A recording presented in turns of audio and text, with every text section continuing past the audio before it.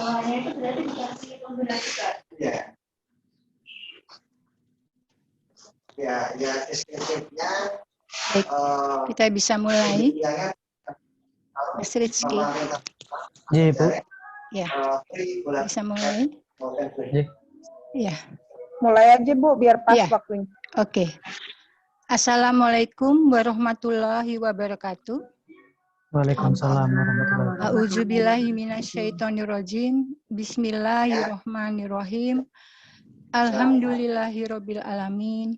Wassalatu wassalamu ala asrofil anbiya'i wal mursalin sayyidina wa maulana Muhammadin wa ala alihi wa sahbihi ajma'in. Amma ba'du. Yang terhormat Ibu Ketua Dharma Wanita Persatuan Provinsi Jawa Tengah, Ibu Irin Prasetyo. Yang terhormat Ibu-Ibu Wakil Ketua 1, 2, dan 3 Dharma Wanita Persatuan Provinsi Jawa Tengah.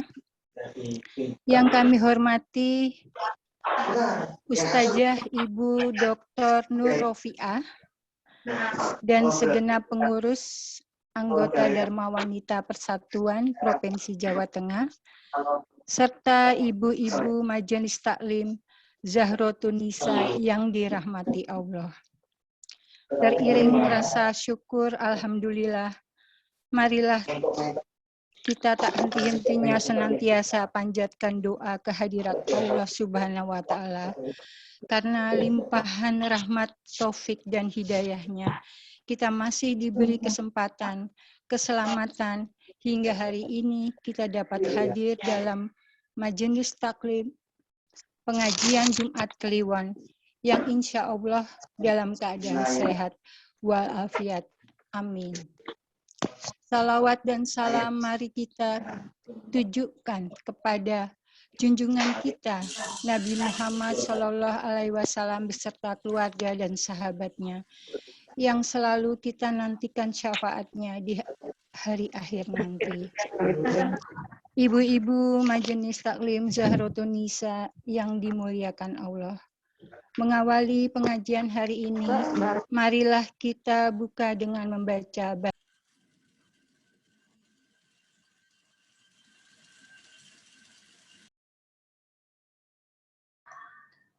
Mohon maaf, Bu, suaranya nggak kedengaran. Ke-mute.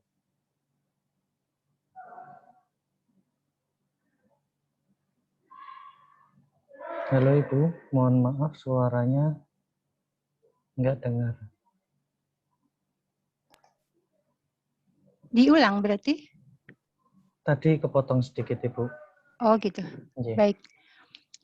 Kami lanjutkan. Maaf tadi suara tidak masuk ya, Mas Rizky. Yeah. Salawat dan salam mari kita tunjukkan kepada junjungan kita Nabi Muhammad SAW beserta sahabatnya, keluarga dan sahabatnya, yang selalu kita nantikan syafaatnya di hari akhir nanti.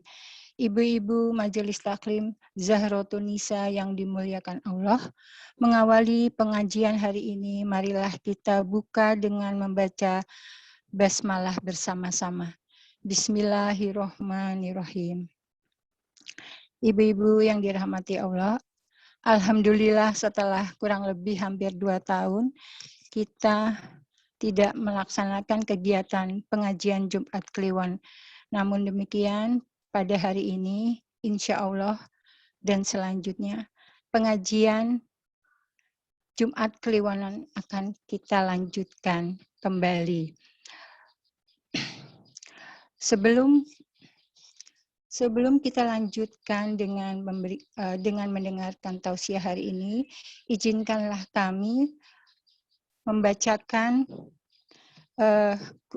kurikulum beliau, ibu kita yang akan memberikan ceramah pada hari ini, yaitu Ustazah Ibu Nur Khofifah, tempat tanggal lahir Pemalang 6 September 1971, kantor atau pekerjaan beliau adalah dosen peneliti dan fasilitator program Pascasarjana Perguruan Tinggi Ilmu Al-Quran Jakarta. Adapun beberapa buku telah beliau tulis dan beberapa artikel. Salah satu buku yang pernah beliau tulis adalah Memecah Kebisuan Agama Mendengar Suara Perempuan Korban Kekerasan. Ini luar biasa dan masih banyak lagi buku yang beliau pernah tulis. Kemudian beberapa artikel juga pernah beliau tulis juga. Salah satunya ini ada Pernikahan Dini dalam Perspektif Tafsir. Dan mungkin yang lebih lengkapnya nanti bisa kita berkenalan langsung dengan Ibu Nur Rofiah. Baiklah, untuk selanjutnya marilah kita simak bersama tausiah pengajian Jumat Kliwon pada hari ini. Dan mohon nanti dapat diakhiri dengan doa yang dipimpin oleh Ustazah Dr. Nur Rofiah yang hari ini akan memberikan tausiah dengan tema Amanah Hidup Perempuan dalam Islam. Monggo dipersilahkan. Terima kasih, Bu Fetrisa. Iya, Bu. Namanya. Terima kasih. Bismillahirrahmanirrahim. Assalamualaikum warahmatullahi wabarakatuh. Waalaikumsalam warahmatullahi wabarakatuh. Alhamdulillah wassalatu wassalamu ala Rasulillah wala haula wala quwwata illa billah. Rabbi syrah li sadri wa yassir li amri wa hlul 'uqdatam min lisani yafqahu qawli, amma ba'du. Yang saya hormati Ibu Iren Prasetyo selaku Ketua DWP Provinsi Jawa Tengah dan juga segenap pimpinan pengurus. Yang saya hormati Ibu Wakil Ketua, Ketua DWP SKPD, Ketua DWP Kabupaten Kota di Jawa Tengah, dan seluruh jamaah Majelis Ta'lim Zahra. Iya. Marilah ibu-ibu sekalian kita panjatkan syukur kehadirat Allah Subhanahu wa taala karena telah memberikan karunia yang sangat penting sekali terutama dalam situasi pandemi yang mudah-mudahan segera berakhir ini berupa karunia sehat dan selamat yang rasanya semakin mahal sekali pada belakangan ini. Dan mudah-mudahan kita semua bisa menggunakan karunia sehat dan selamat ini untuk kebaikan seluas-luasnya. Salawat dan salam semoga terlimpah curahkan kepada junjungan kita, Nabi besar Muhammad Sallallahu Alaihi Wasallam. Ibu-ibu yang saya hormati, pada kesempatan pagi ini, saya diminta untuk berbagi pengetahuan saja ya tentang amanah perempuan, amanah hidup perempuan di dalam Islam. Dan perkenalkan nama saya Nur Rofiah, mungkin agak sulit disebut.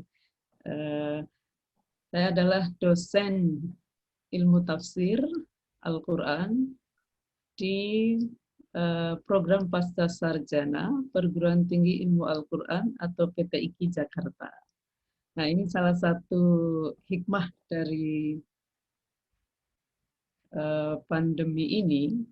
Kalau kita diminta untuk melihat sisi positif dari segala sesuatu, barangkali adalah karena kita kemudian mulai terbiasa dengan media online sehingga jarak tidak lagi menghalangi kita untuk bisa pengajian bersama.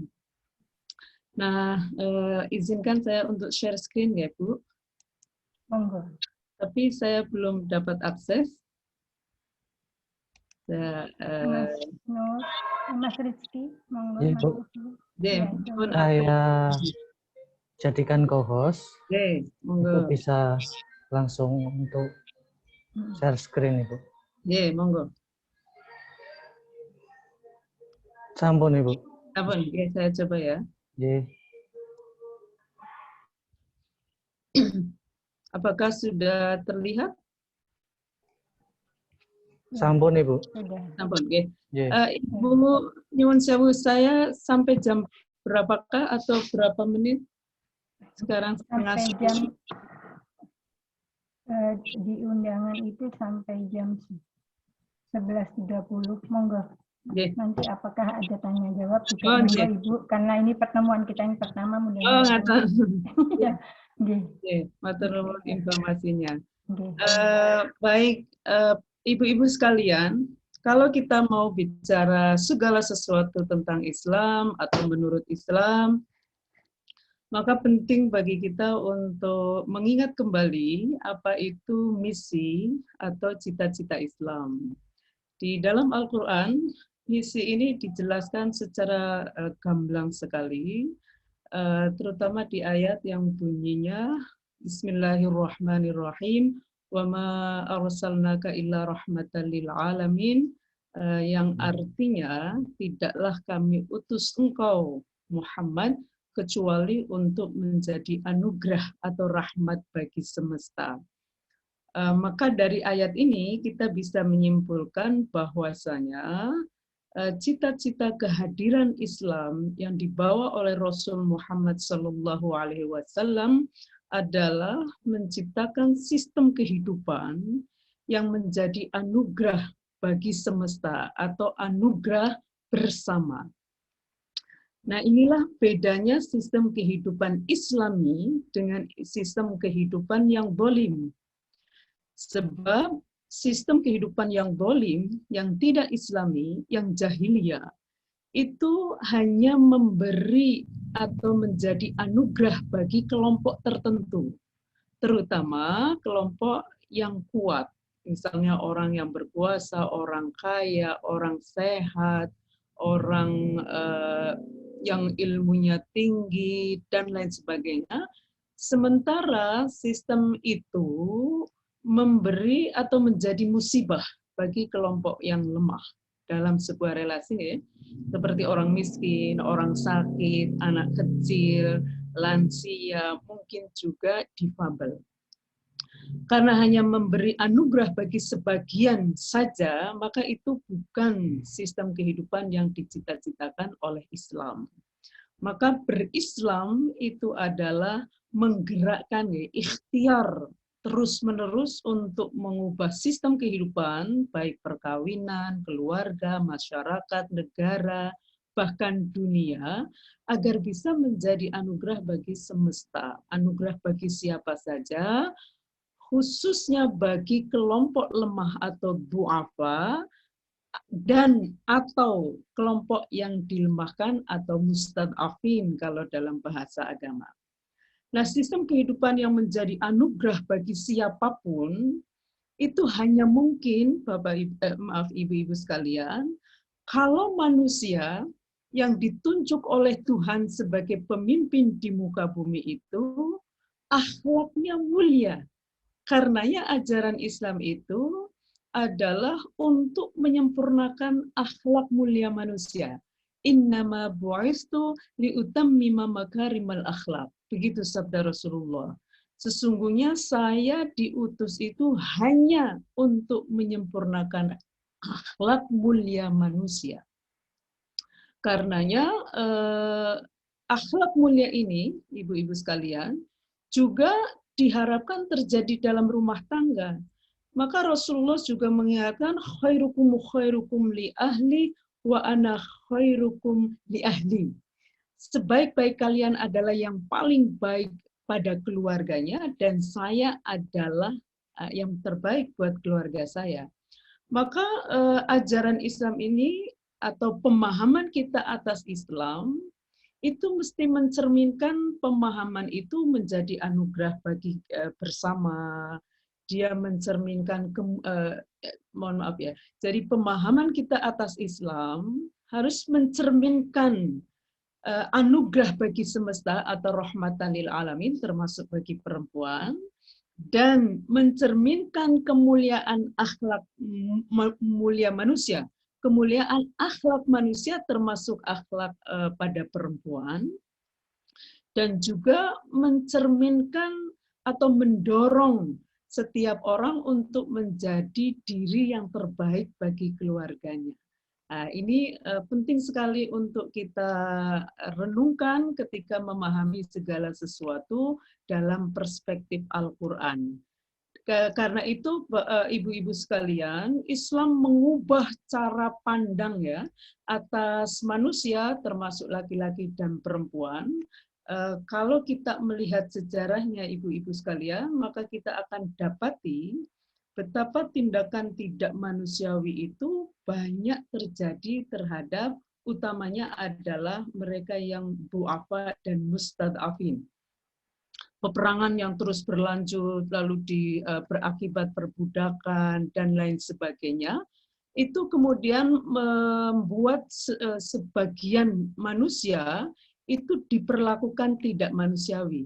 Misalnya ini, perempuan ya ibu-ibu sekalian, saya ingin sharing sejarah perempuan ketika Islam datang pada abad 7 Masehi. Situasinya adalah misalnya ditemukan banyak sekali masyarakat yang masih menguburkan bayi perempuan hidup-hidup karena dianggap menjadi beban, tidak bernilai, dan lain sebagainya. Ini juga direkam dalam Al-Quran. وَإِذَا بُشِّرَ أَحَدُهُمْ بِالْأُنثَىٰ ظَلَّ وَجْهُهُ مُسْوَدًّا وَهُوَ كَظِيمٌ. Jadi kalau diberi kabar gembira dengan kelahiran anak perempuan itu mukanya merah padam gitu karena malu. Lalu mereka berpikir apakah akan dikubur gitu. Jadi dan banyak terjadi penguburan bayi perempuan hidup-hidup. Jadi bukan mati, hidup-hidup. Begitu lahir langsung dikuburkan. Dan di situ juga terjadi tradisi mewariskan perempuan. Jadi perempuan itu dianggap seperti harta. Lalu kalau suaminya meninggal, dia dibagikan pada anak lelaki dan atau kerabat laki-lakinya. Satu orang itu, satu laki-laki ya, bisa menikahi perempuan dalam jumlah tak terbatas. Seperti sekarang mungkin orang koleksi kendaraan, maka pada masa itu koleksi istri. Gitu. Dan cara pandang atas kemanusiaan ini juga penting untuk kita renungkan karena masih juga terjadi pada sampai hari ini adalah manusia itu cenderung dianggap sebagai makhluk fisik. Laki-laki lebih khusus cenderung dipandang sebagai makhluk ekonomi. Sehingga nilainya tergantung pada seberapa banyak harta dia miliki. Ada uang abang disayang, tidak ada uang abang ditendang, kira-kira begitu. Perempuan agak beda ini ibu-ibu sekalian, juga masih sering terjadi sampai hari ini, dilihat hanya sebagai makhluk seksual. Lebih khusus lagi itu sebagai objek seksual. Sehingga nilainya tergantung pada sejauh mana perempuan itu menarik secara seksual bagi laki-laki. Makanya kalau perempuan cantik itu dianggap bernilai sekali. Sementara kalau perempuan makin menua, lalu keriput, ini kan sebetulnya sesuatu yang alami sekali. Lalu ya tidak dianggap bernilai. Bahkan dalam perkawinan itu langsung dicampakkan atau diganti dengan yang lebih muda, lebih seksi, dan lain sebagainya. Karena cara pandang terhadap kemanusiaan perempuan itu hanya sebagai makhluk atau objek seksual. Nah ini, ibu-ibu sekalian ya, waktu itu, bayangkan abad 7 Masehi itu, perempuan masih dianggap sebagai harta, lalu Islam menegaskan bahwa perempuan itu manusia. Gitu. Manusia sehingga, seperti juga laki-laki, perempuan itu harus diperlakukan secara manusiawi. Dan tidak hanya itu, Islam juga membangun kesadaran baru tentang kemanusiaan yang berbeda sekali dengan masyarakat jahiliyah, adalah bahwa manusia itu, laki-laki maupun perempuan, sama-sama punya status melekat di dalam dirinya yang gak akan luntur dan tidak boleh luntur. Sehingga kita harus pegang erat-erat ajaran inti ini, yaitu hanya dan hanya hamba Allah. Ini sebetulnya adalah ajaran inti dari tauhid. yaitu tidak menghamba kecuali pada Allah. Artinya laki-laki dan perempuan itu tidak boleh menghamba kepada selain Allah, tidak boleh juga menghamba kepada Allah sambil menghamba apapun atau siapapun selain Allah. Sehingga dalam situasi seperti tadi yang meletakkan perempuan seperti harta dan dianggap sebagai hambanya laki-laki, maka tauhid ini berarti larangan keras bagi perempuan untuk meletakkan dirinya sebagai hamba laki-laki termasuk sebagai istri pada suami, tidak boleh mendudukkan diri sebagai hamba, dan juga larangan keras bagi laki-laki termasuk sebagai suami untuk melihat perempuan termasuk istrinya sebagai hamba dia. Mengapa? Karena laki-laki dan perempuan termasuk sebagai suami istri itu hanya dan hanya hamba Allah. Dahsyat sekali. Dan yang kedua, laki-laki dan perempuan juga sama-sama mengemban amanah melekat di dalam dirinya sebagai manusia. Amanah apa?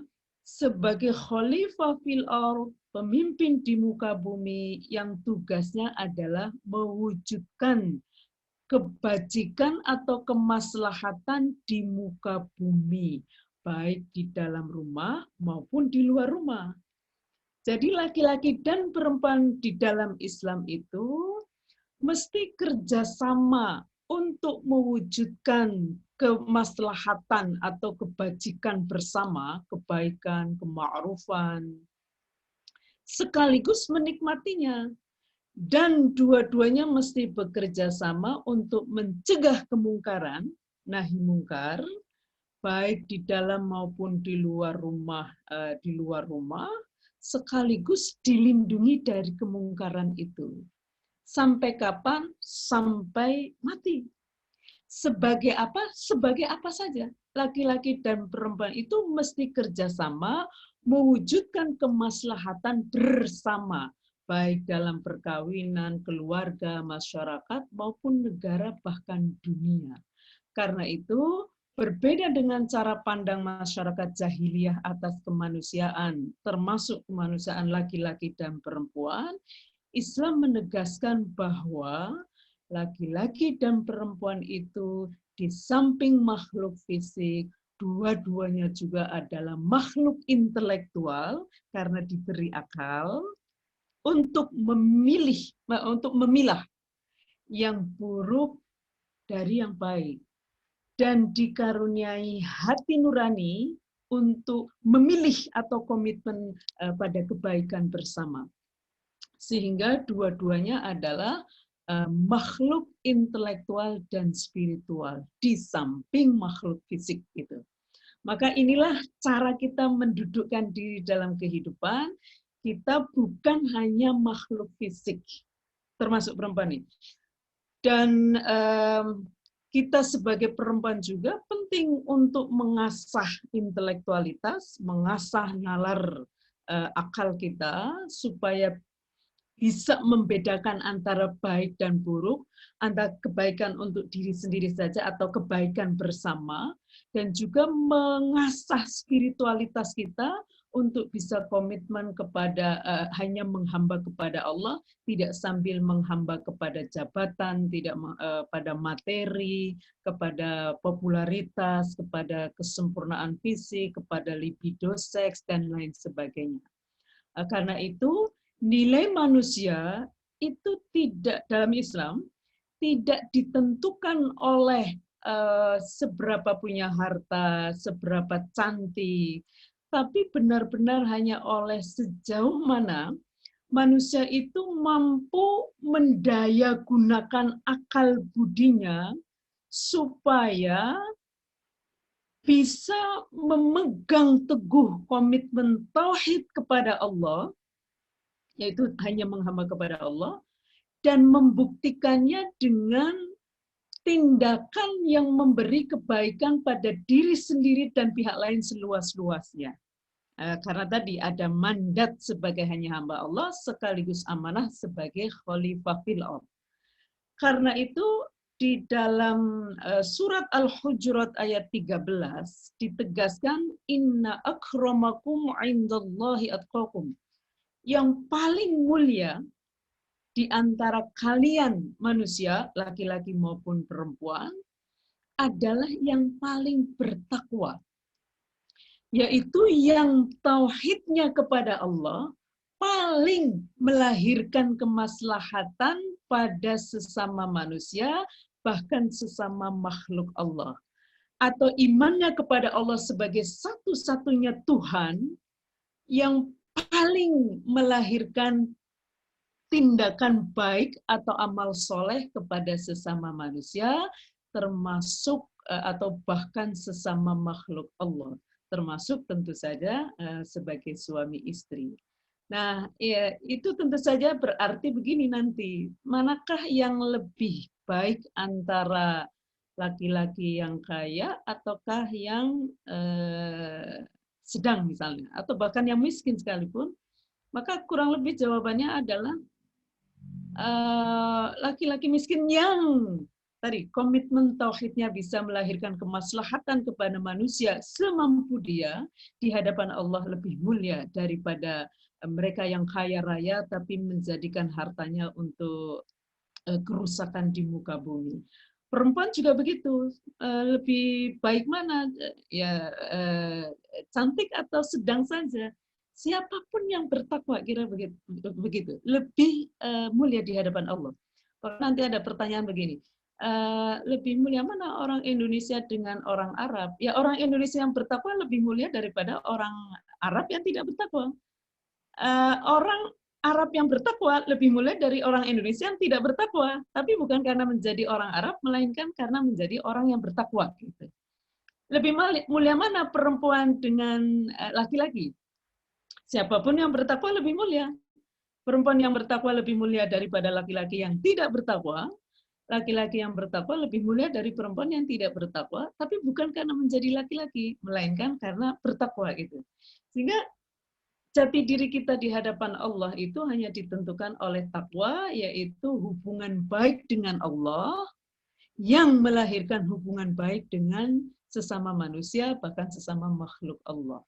Karena itu, ibu-ibu sekalian, menjadi Islam, berislam, itu adalah ikhtiar terus-menerus untuk membuktikan tauhid, atau membuktikan iman kepada Allah sebagai satu-satunya Tuhan, dengan cara mewujudkan kemaslahatan perilaku baik kepada sesama makhluk Allah. Karena itu di dalam Islam, baik laki-laki maupun perempuan itu tidak hanya diharapkan untuk menjadi soleh atau solehah, baik gitu ya. Jadi dia tidak mengganggu, tidak membuat kerusakan, baik aja. Tapi lebih dari itu, diharapkan untuk menjadi muslih atau muslihah. Dia baik dan aktif melahirkan kebaikan pada yang lain. Keluarga yang Islami itu keluarga yang bagaimana? Adalah keluarga yang saling memperkuat komitmen tauhid kepada Allah, sehingga berusaha untuk mewujudkan kemaslahatan pada semua anggota keluarga tanpa kecuali, dan keluarga itu aktif melahirkan kebaikan pada keluarga lainnya. Jadi tidak menjadi sumber konflik yang memecah belah keluarga besar atau keluarga lainnya. Masyarakat yang Islami itu seperti apa? Nanti juga misalnya majelis taklim yang benar-benar Islami itu seperti apa? Ini kan bagian dari masyarakat ya. Atau khairu ummah itu seperti apa? Adalah masyarakat yang imannya kepada Allah sebagai satu-satunya Tuhan itu mendorong masyarakat ini melahirkan kemaslahatan pada seluruh anggotanya tanpa kecuali, dan masyarakat itu bergerak juga untuk melahirkan kebaikan pada masyarakat lainnya. Nah, negara yang Islami itu sejatinya seperti apa? Adalah negara yang memegang erat komitmen tauhid atau ketuhanan yang Maha Esa. Ini sudah ya, mendeklarasikan bahwa Indonesia ini berketuhanan yang Maha Esa, itu artinya tauhid. Tinggal bagaimana caranya negara Indonesia ini misalnya memegang erat komitmen tauhid atau ketuhanan yang Maha Esa ini agar bisa mendorong penyelenggaraan negara supaya maslahat buat seluruh warga negara tanpa kecuali, apapun agamanya, latar belakang sukunya, bahasanya, dan lain sebagainya. Bahkan negara ini mesti aktif juga melahirkan kebaikan ke negara-negara lainnya. Misalnya tidak membuat negara tetangga kesulitan bernafas karena asap kebakaran hutan di negaranya, tidak menyebabkan negara lain tertular virus dan lain sebagainya. Jadi negara yang Islami itu adalah sebuah proses panjang. Seperti juga kita menjadi seorang muslimah yang sejati itu perlu pembuktian terus-menerus sepanjang usia, bahkan setiap detik itu adalah dituntut untuk membuktikan komitmen tauhid dengan cara memastikan tindakan kita itu maslahat atau berdampak baik bagi diri sendiri dan pihak lain seluas-luasnya. Maka Islam yang seperti ini, ibu-ibu sekalian, adalah Islam sebagaimana dicita-citakan oleh diisyaratkan ya oleh ayat Al-Qur'an tadi, agar bisa menjadi anugerah bagi semesta. Maka berislam itu identik dengan memegang erat komitmen tauhid agar bisa melahirkan kemaslahatan seluas-luasnya baik ke dalam maupun keluar. Dan dalam kapasitas apapun, sebagai individu, sebagai suami istri, sebagai keluarga, sebagai negara, dan seterusnya. Karena itu seperti saya katakan tadi ya, kualitas manusia, standar kualitas manusia atau kesetaraan manusia, kafaah itu, kalau dalam perkawinan ada istilah sekufu gitu. Itu karena standar kualitas manusianya juga diubah, seperti dalam Al-Hujurat itu mengisyaratkan begini, manusia itu semula oleh masyarakat jahiliyah, ini kan terjemahan ayatnya begini, wahai manusia, sesungguhnya kami ciptakan kalian terdiri dari laki-laki dan perempuan, menjadikan kalian berbangsa-bangsa dan bersuku-suku untuk saling kenal. Sesungguhnya yang paling mulia di antara kalian ya, di sisi Allah adalah yang paling bertakwa. Sesungguhnya Allah Maha Tahu lagi Maha Teliti. Nah, apa artinya? Ayat ini mengubah cara pandang atas kualitas manusia yang semula ditentukan oleh jenis kelamin. Kalau dalam masyarakat jahiliyah itu, lihat manusia, lihat dulu jenis kelaminnya apa. Kalau laki-laki dimuliakan, kalau lahir bayi laki-laki itu diangkat tinggi-tinggi dan berteriak saking bangganya. Kalau yang lahir anak perempuan itu dinistakan sampai dengan dikubur hidup-hidup. Lalu bangsanya apa? Kalau bangsa yang maju dihormati, kalau bangsa berkembang apalagi miskin dinistakan. Sukunya apa? Kalau sukunya yang terhormat dihormati, kalau sukunya kecil dinistakan. Nah, ini diubah oleh Islam. Cara memandang manusia nomor satu adalah dia manusia. Itu. Maka manusia apapun kondisi fisiknya, apapun berapapun harta yang dimilikinya, itu tidak mempengaruhi kewajiban kita untuk memperlakukan mereka secara manusiawi. Lihat orang, nomor satu dia manusia, berarti dia harus diperlakukan secara manusiawi. Lalu Islam mengubah tadi itu standar jenis kelamin, bangsa, dan suku diubah menjadi takwa. Karenanya yang penting jadi manusia di sisi Allah itu adalah bertakwa. Yaitu hubungannya dengan Allah baik, dan hubungan baik dengan Allah melahirkan kebaikan pada sesama makhluk Allah. Karena itu nanti begini, ibu-ibu sekalian, fisik, materi, kekuasaan, atau apapun, itu bisa punya nilai spiritual. Harta itu bisa bernilai spiritual kalau menjadi media untuk kebajikan. Fisik juga begitu, meskipun tubuh ini tidak akan ikut ke akhirat. Tapi kalau tubuh ini digunakan untuk kebaikan bersama, maka tubuh itu bernilai spiritual. Karena apa? Karena dia akan membekali kita, jiwa kita ketika kembali kepada Allah. Gitu. Nah, kekuasaan juga begitu. Kekuasaan tentu saja duniawi. Tapi kekuasaan itu kalau digunakan sebagai media untuk kemaslahatan bersama, dia bernilai spiritual. Dan membekali pemiliknya untuk bisa kembali kepada Allah sebagai jiwa yang tenang. Karena telah melakukan banyak kebaikan, kira-kira begitu. Demikian juga ilmu tentu saja ya, ibu-ibu sekalian.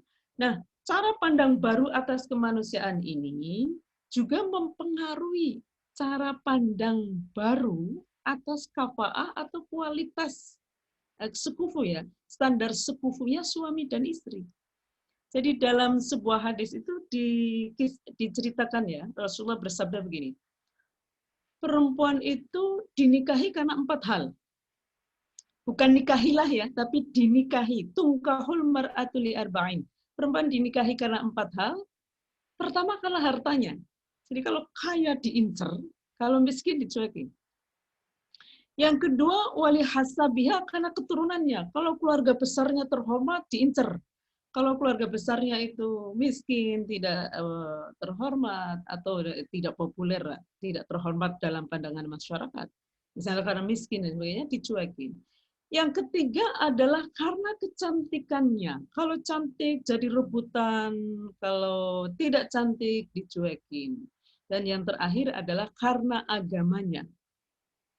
Kalau baik, kira-kira begitu ya. Kalau baik, taat pada agamanya, dengan menjadi orang baik, beriman. Tapi ini terakhir. Biasa dipertimbangkan, tapi terakhir. Nah, Rasulullah hanya minta satu saja. Bukan 4-4-nya, tapi satu ini yang diperintahkan. Fadfar bidzatiddin taribat yadak. Pilihlah karena agamanya, maka engkau akan selamat. Kira-kira begitu. Nah, jadi kafaah atau standar sekufu suami dan istri itu adalah agama, sementara inti dari agama itu adalah takwa. Maka standar kualitas laki-laki dan perempuan sebagai suami istri itu sebetulnya sama dengan standar kualitas manusia. Sehingga suami istri yang ideal di dalam Islam itu adalah suami istri yang saling bekerja sama untuk memperkuat komitmen tauhid, lalu bersama-sama mewujudkan kemaslahatan keluarga, kemaslahatan bersama dalam perkawinan, kemaslahatan bersama dalam keluarga, masyarakat, negara seluas-luasnya. Tentu saja takwa ini adalah sesuatu yang dinamis. Perlu ikhtiar terus-menerus dan ujiannya juga banyak sekali. Karenanya dalam standar suami istri ini bukan harta keluarga terhormat, tapi cara menyikapi itu supaya bisa menjadi media untuk kemaslahatan bersama. Bukan tidak penting harta tentu penting, tapi dua-duanya punya posisi untuk melihat harta sebagai media untuk kemaslahatan. Sehingga bekerja keras untuk bisa mendapatkan harta banyak, lalu menggunakan harta itu sebagai media kemaslahatan bersama di dalam keluarga, di dalam masyarakat, di dalam negara, bahkan dunia seluas-luasnya. Nah, begitu juga nanti begini, mungkin tidak semua orang punya kesempatan untuk belajar ilmu agama. Tapi semua ilmu itu sesungguhnya adalah penting di dalam Islam. Ada ini sebetulnya berangkat dari ayat yang bunyinya begini, ibu-ibu sekalian. Qul law kana al-bahru midadan li kalimati rabbi lanafidal bahru qabla an tanfada kalimatu rabbi walau ji'na bimithlihi madada. Jadi ayat itu menegaskan seandainya samudra itu menjadi tinta untuk menuliskan kalimat-kalimat Tuhanku, maka kalimat Tuhanku itu tidak akan selesai dituliskan walaupun didatangkan bersamudra-samudra tinta lainnya. Karena itu para ulama punya konsep ayat besar dan ayat kecil. Al-Quran yang 30 juz ini tentu saja tidak perlu bersamudra-samudra tinta karena dia terbatas. Maka ada ayat kecil yaitu Al-Quran, dan ada ayat besar yang tidak akan selesai dituliskan dengan bersamudra-samudra tinta adalah alam semesta raya seisinya. Termasuk kehidupan manusia itu adalah bagian dari ayat Allah.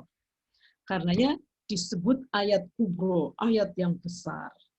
Al-Quran dengan alam semesta raya ini sebagai dirinya tentu saja tidak mungkin bertentangan satu sama lain karena dua-duanya bersumber dari Zat yang Maha Tahu, Maha Benar, sehingga berisi pengetahuan di dalam Al-Quran, alam semesta raya, berisi pengetahuan yang pasti benar. Hanya Al-Quran dan alam semesta raya ini, Al-Quran dipahami oleh para ulama, lahirlah tafsir, kemudian berkembang menjadi ilmu agama. Alam semesta raya sebagai ayat Tuhan pada umumnya diteliti oleh ilmuwan, lahirlah teori, lalu berkembang menjadi ilmu umum.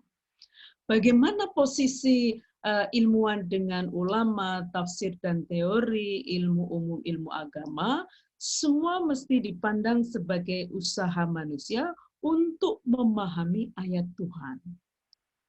Karena berasal dari manusia yang tidak satu pun maha tahu dan maha benar, maka tafsir dan teori ilmu agama, ilmu umum itu terus berkembang.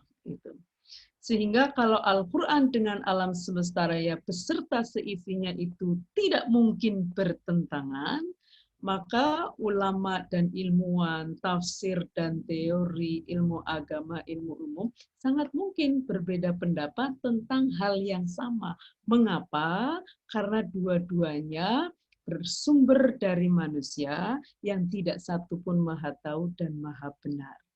Tapi dua-duanya menjadi penting sebagai media untuk mewujudkan kemaslahatan bersama di muka bumi. Karena itu, ibu-ibu sekalian, ilmu umum itu bisa bernilai spiritual. Ada ilmu politik, ada ilmu ekonomi, ada ilmu budaya, ilmu sosial, dan lain sebagainya, sains. Itu bisa menjadi bernilai spiritual kalau menjadi alat untuk mewujudkan kemaslahatan. Menjadi dokter, tapi dengan ilmu kesehatan dan kedokteran yang dimilikinya, dia kemudian menolong banyak orang yang sakit, dan itu tentu saja ini menjadi media untuk kemaslahatan. Tapi kalau dengan ilmu kesehatan dan kedokteran itu disalahgunakan untuk sesuatu yang melahirkan dampak buruk dalam arti dia secara sengaja menyalahgunakan ilmu itu untuk keburukan, maka tentu saja tidak bernilai spiritual. Begitu juga dengan ilmu agama. Ilmu agama, kalau digunakan untuk kemaslahatan, tentu saja bernilai spiritual.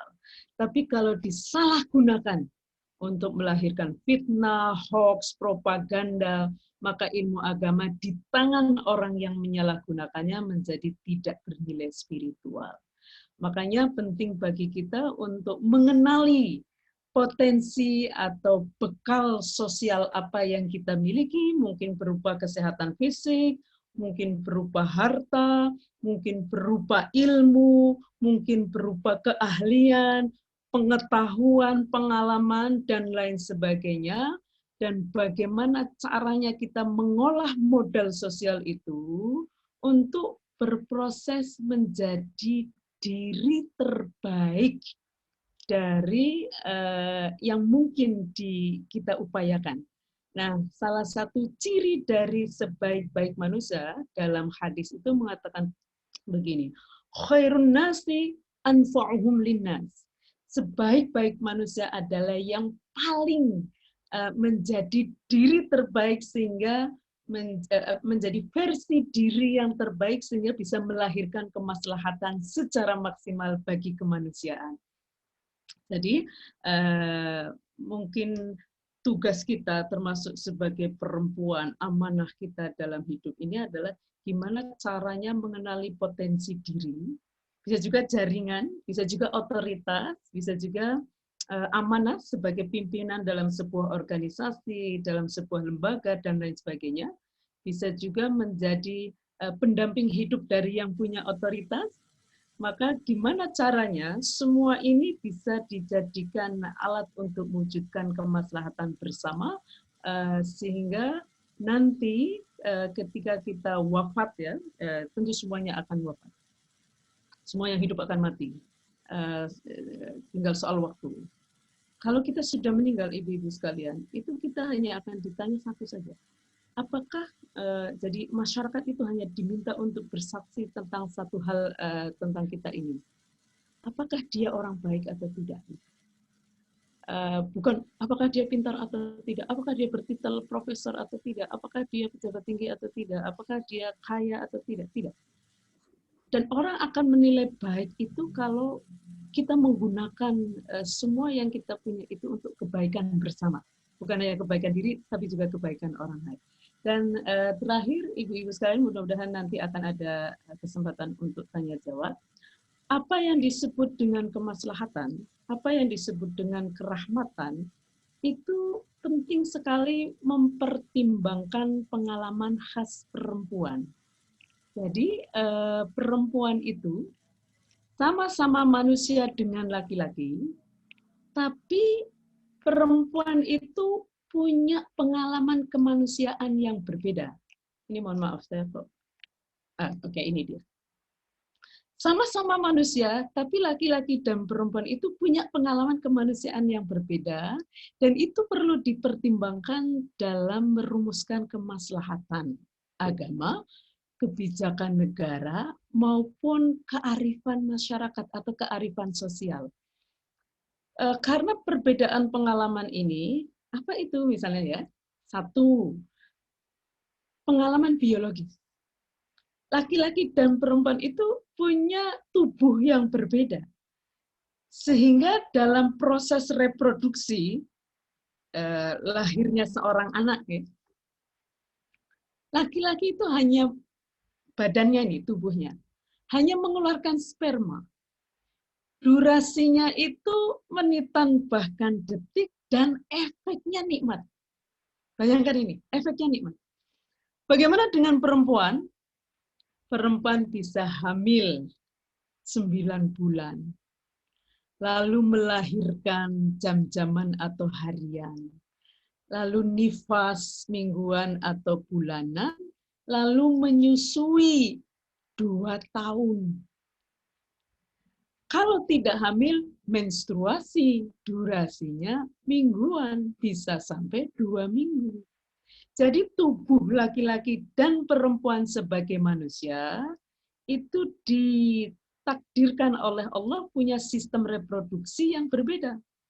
Laki-laki hanya menitan dan berdampak nikmat, perempuan itu bisa menitan jam-jaman, harian, mingguan, bulanan, bahkan tahunan, dan semua ada rasa sakit atau adza dalam istilah Al-Quran, ada rasa kurhan, payah, karena rasa sakit itu kan kemudian menjadi payah. Bahkan Al-Quran menyebut pengalaman hamil, melahirkan nifas, dan menyusui itu sebagai pengalaman yang wahnan ala wahnin. Jadi sakit yang berlipat-lipat atau berturut-turut. Dari 9 bulan lalu melahirkan, lalu nifas, menyusui itu kan berurutan. Nggak yang hamil lalu istirahat dulu, nggak mau melahirkan, atau dari hamil langsung nifas, nggak bisa. Dari hamil, bahkan kadang luka melahirkan belum kering, sudah harus menjadi jalan darah nifas, sambil payudaranya menyusui. Ini yang disebut dengan wahnan ala wahnin, itu barengan juga gitu. Dan itu bisa berulang-ulang. Sehingga apa arti dari ucapan seseorang ketika ingin punya anak 15? Laki-laki perlu mengeluarkan sperma 15 kali, nikmat 15 kali, perempuan mesti hamil 9 bulan kali 15, melahirkan kali 15, nifas kali 15, menyusui kali 15 itu. Nah, tentu saja sistem ini dari Tuhan, sehingga kita sebut takdir. Tapi menilainya, menggunakannya, itu manusia sudah. Ikhtiar namanya. Ada yang menilainya dengan penuh respek, hormat pada perempuan. Ada yang menilainya, nah ini yang terjadi dalam sejarah manusia sehingga perempuan dikuburkan hidup-hidup sebagai bayi lalu diwariskan adalah karena melihat pengalaman biologis khas perempuan ini sebagai alasan untuk menistakan. Karena apa? Berdarah-darah. Bayangkan ibu-ibu di daerah yang sulit air, perempuan kan tetap menstruasi, tetap hamil, melahirkan, nifas, dan menyusui. Di tengah pandemi coba, tetap kan hamil, melahirkan, nifas, dan menyusui. Yang nggak ada, yang tidak ada pandemi saja itu sudah wahnan ala wahnin, apalagi kalau ada. Sehingga perempuan bisa, ini yang harus diingat selalu adalah perempuan itu punya pengalaman khas secara biologis yang laki-laki sama sekali tidak memilikinya, yaitu menstruasi, hamil, melahirkan, nifas, dan menyusui. Semua disertai dengan rasa sakit meskipun juga ada nikmatnya. Tapi kalau itu terjadi karena perkosaan, maka sakitnya bisa fisik dan psikis. Itu yang harus diwaspadai. Sehingga ibu-ibu sekalian, apa yang disebut maslahat, apa yang disebut adil, apa yang disebut kebijakan negara, bijak, ya, itu tidak boleh menyebabkan pengalaman biologis khas perempuan yang sudah sakit, bahkan sakit berlipat-lipat ini, makin sakit. Tidak boleh. Kalau membuat pengalaman khas biologis perempuan ini makin sakit, berarti belum adil atau maslahat, belum bijak secara hakiki bagi perempuan. Nah, yang kedua adalah pengalaman panjang perempuan untuk tidak diperlakukan secara manusiawi, bahkan tidak dianggap manusia, atau dianggap manusia tapi hanya manusia sekunder, manusia kelas 2. Sehingga tadi itu ya, sampai dijual. Iya. Dijual, kemudian dianggap tidak penting, dia hanya pelayan laki-laki, dan lain sebagainya. Bahkan diperdagangkan, juga menjadi korban KDRT, Kasihan benar kalau perempuan jadi korban KDRT ya. Pengalaman ini Susah-susah dibesarin sama orang tuanya. menyebabkan perempuan itu secara sosial berada dalam posisi rentan untuk diperlakukan tidak adil atau zalim. Terutama yang 5 ini, ibu-ibu sekalian. 1, stigmatisasi. Itu biasanya kalau laki-laki yang kayak gitu tuh dalam keluarganya KDRT, udah biasa kayak gitu. Melihat ibunya digebukin bapaknya, melihat anak. Ibu, boleh saya lanjutkan dulu? Mohon ibu-ibu, mohon tahan sebentar, mute-nya di. Pasti nggak akan mau nyakitin perempuan, nggak akan mau. Hostnya Bu, hostnya. Mohon ibu, mute-nya dimatikan dulu ibu. Nanti ada waktunya untuk bertanya. Maaf, nanti akan dilanjut. Monggo ibu, Bu Nur. Oke, tinggal sedikit, ini slide terakhir. Baik. Tapi sangat kunci. Jadi sejarah panjang manusia itu membuat perempuan berada secara sosial itu rentan mengalami ketidakadilan. Hanya karena menjadi perempuan gitu.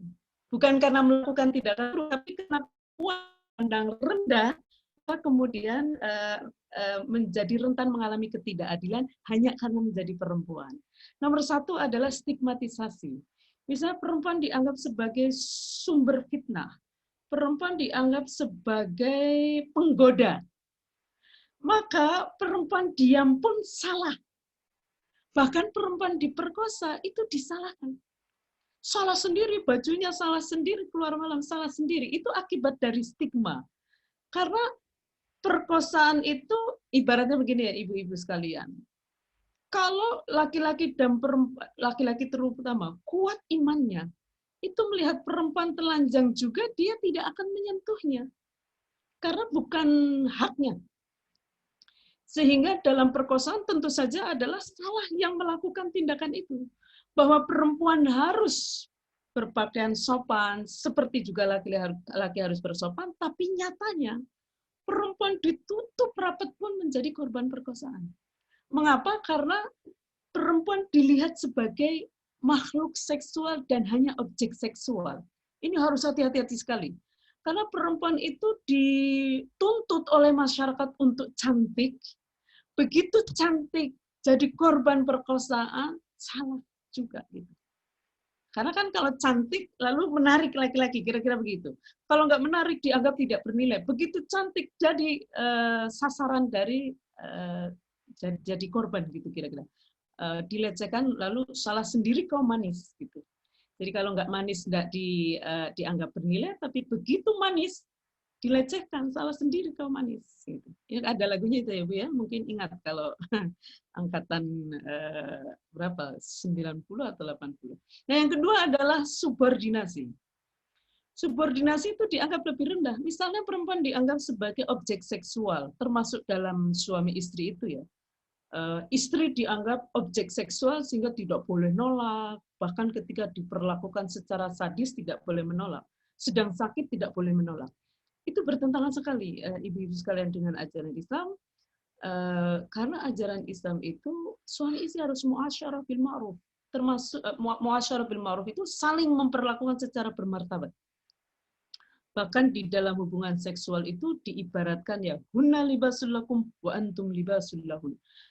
Mereka para istri itu adalah bagikan pakaian seperti kalian juga bagikan pakaian bagi mereka. Artinya apa? Dua-duanya mesti dalam hubungan seksual itu berfungsi seperti pakaian, melindungi dari penyakit, membuat aman dan nyaman, bahkan memperindah kedua belah pihak. Itu jadi subordinasi itu adalah menganggap perempuan lebih rendah atau rendah. Lebih rendah dari laki-laki atau rendah. Yang ketiga adalah marginalisasi. Marginalisasi itu dipinggirkan dari kemaslahatan. Dipinggirkan dari memutuskan hal penting dalam kehidupan yang berpengaruh pada dirinya. Misalnya gini, perempuan itu boleh, anak perempuan boleh dipaksa. Nah bayangkan ibu-ibu sekalian, perbedaan fungsi reproduksi tadi itu menyebabkan kalau perempuan dipaksa kawin, berarti dia akan dipaksa tubuhnya untuk hubungan seksual, dipaksa rahimnya untuk hamil, dipaksa payudaranya untuk menyusui.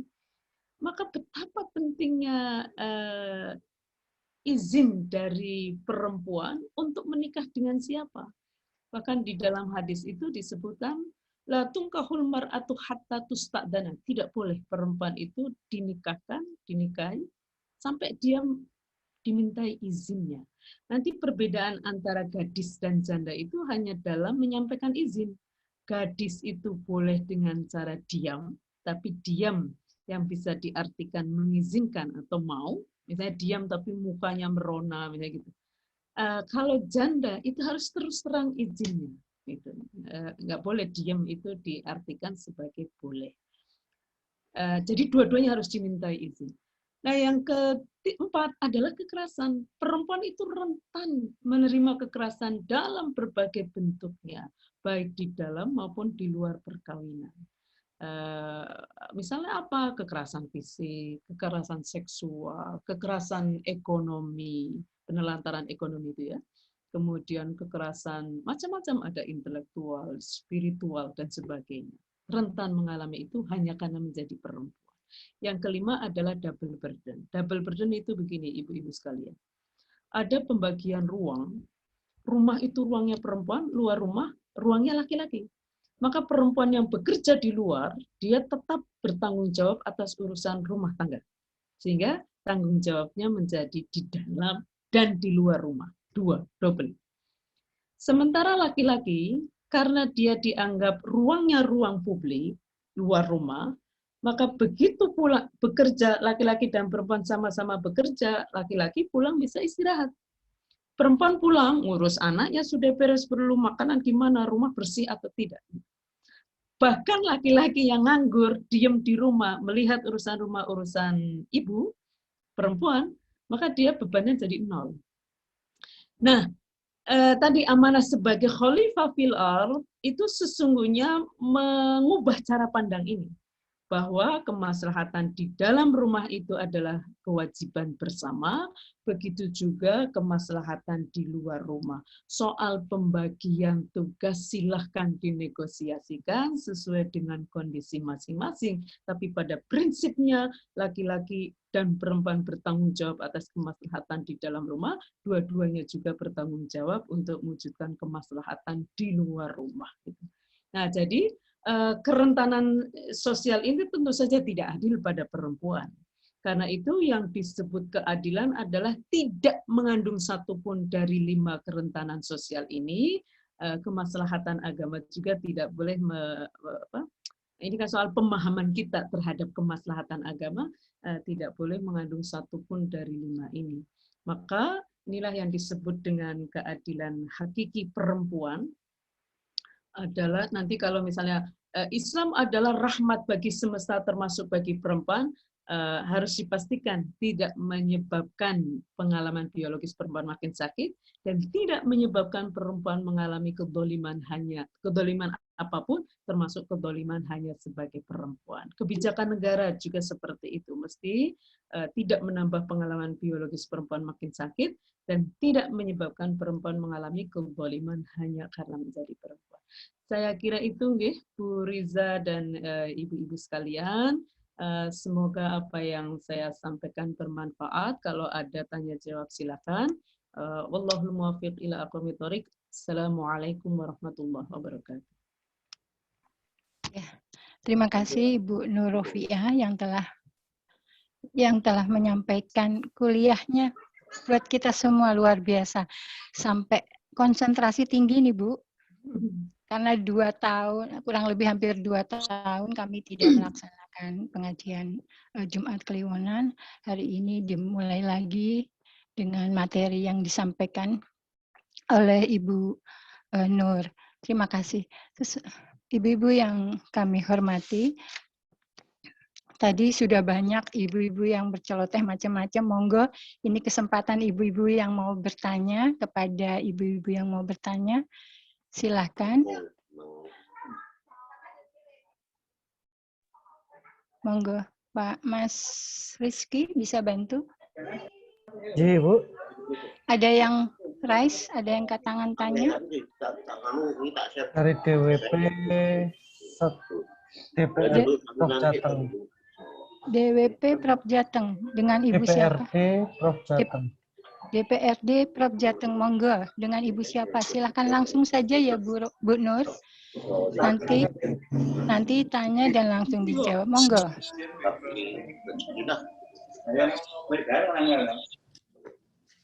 Ibu dari DWP Set DPRD, monggo.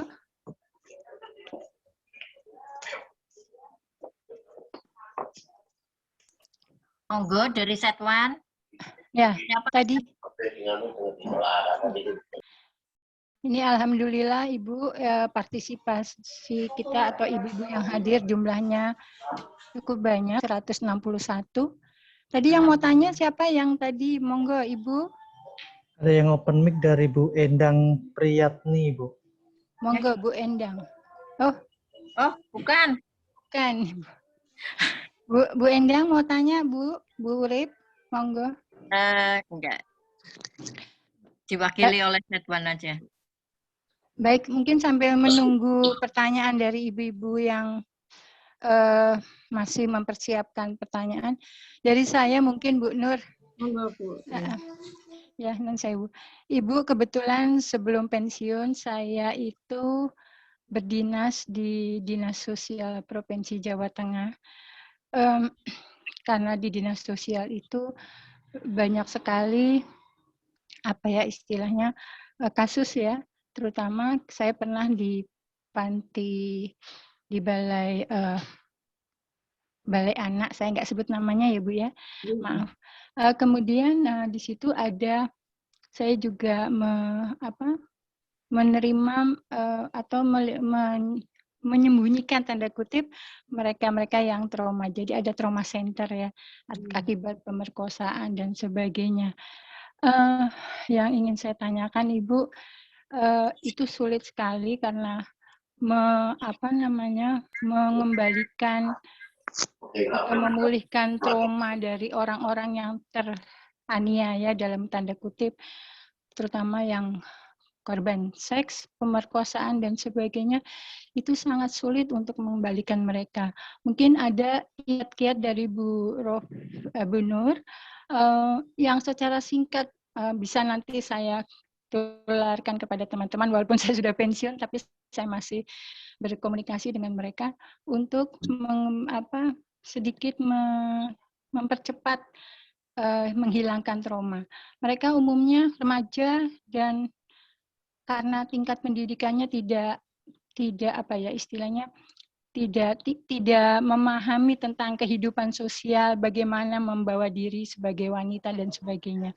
Monggo Ibu Nur, mungkin ada kiat-kiatnya untuk saya, bisa saya tularkan nanti manakala itu saya bertemu dengan rekan-rekan saya yang masih belum pensiun. Terima kasih. Mungkin kalau trauma berat seperti itu kan agak sulit diatasi secara singkat gitu. Kenapa? Karena itu kan benar-benar harga diri dia seperti diinjak-injak. Korban perkosaan kan begitu sebetulnya. Apalagi kalau sampai hamil, apalagi seperti tadi ya Bu, hamil, melahirkan, nifas dan menyusui itu dialami oleh perempuan dewasa saja. Dan akibat hubungan seksual dengan suami yang sangat dicintainya pun tetap wahnan ala wahnin. Gitu. Bayangkan kalau itu dialami oleh anak-anak, baik di dalam maupun apalagi di luar perkawinan.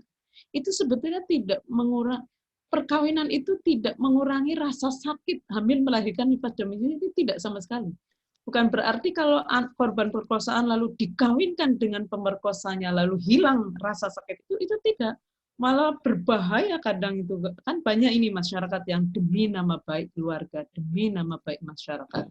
Korban perkosaan yang sebetulnya paling takut itu adalah dengan pemerkosanya, malah dikawinkan. Gitu. Maka menurut saya sih terapi yang perlu, ini kan sebetulnya waktu Islam datang ya Bu, kita mencontoh nih.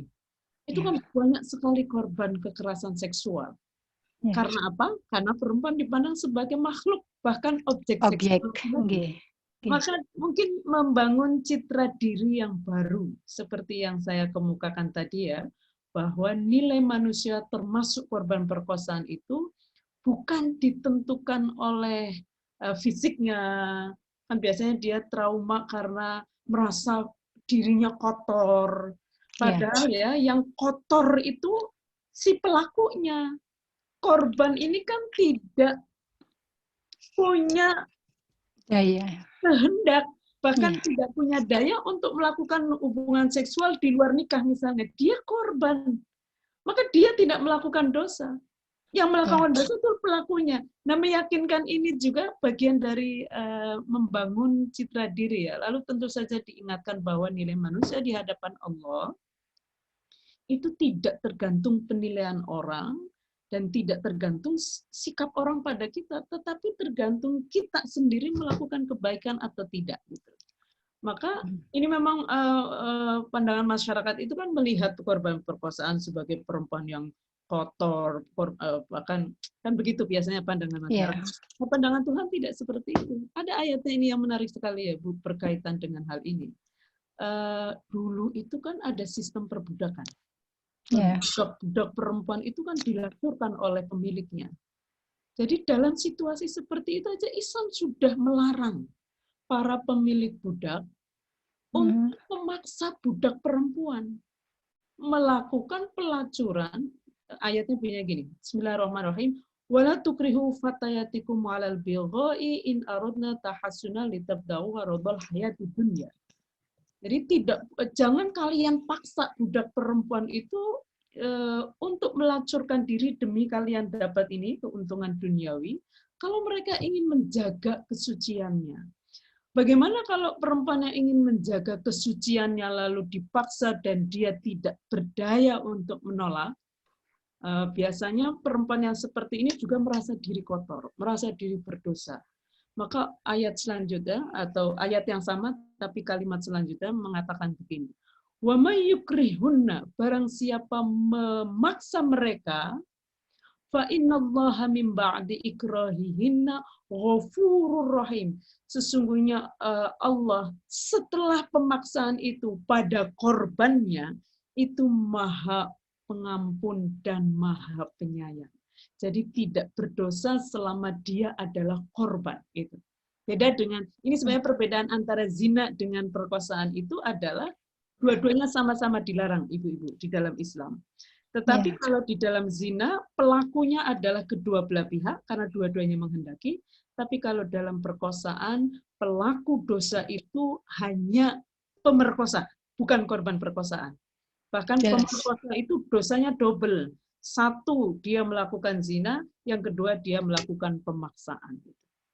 Nah, saya kira jawaban singkatnya adalah gimana caranya dia bisa membangun citra diri yang baru, di mana nilai kita sebagai manusia itu ditentukan oleh sejauh mana hubungan baik kita dengan Allah itu dijaga, dan hubungan baik kita dengan Allah itu melahirkan hubungan baik dengan sesama manusia.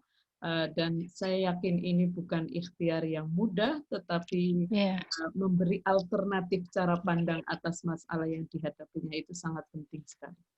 Iya. Oke, Bu, terima kasih. Dan memang sementara ini yang bisa kami lakukan yaitu bimbingan agama, kembalikan lagi bahwa kodrat manusia seperti ini dan seterusnya. Mungkin untuk sementara seperti itu, dan memang benar tidak semudah itu, dan apalagi kalau ditarget waktu ya Bu, karena tiap korban mempunyai ambang apa ya, untuk bangkit kembali. Terima kasih Bu Nur.